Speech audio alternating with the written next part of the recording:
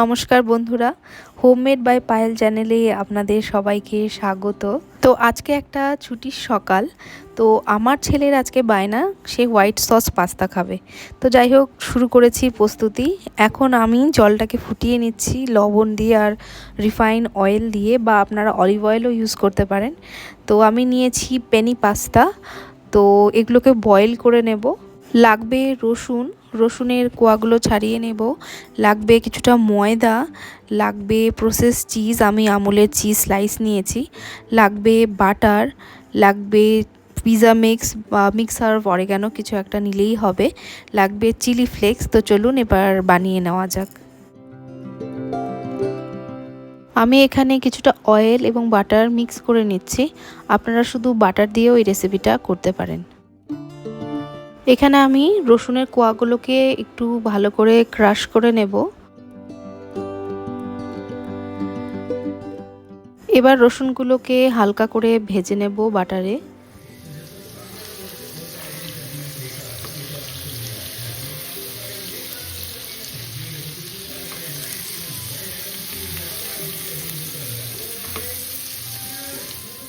এবার অ্যাড করে দেব 1 টেবিল স্পুনের মতো ময়দা, আর ওটাকেও ভালো করে ফ্রাই করে নেব।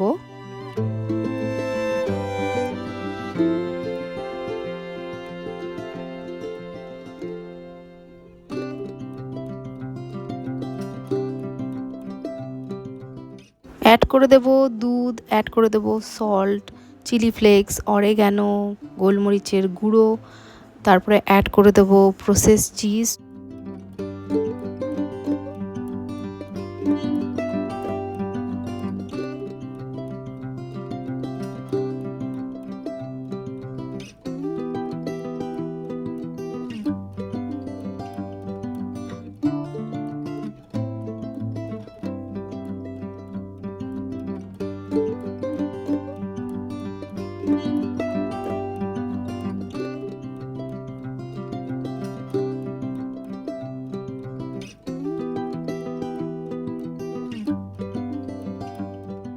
অ্যাড করে দেব বয়েল পাস্তা।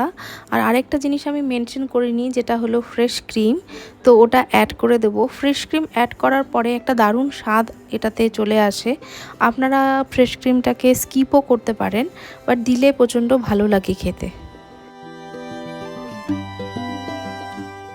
তো আমাদের হোয়াইট সস পাস্তা রেডি হয়ে গেছে।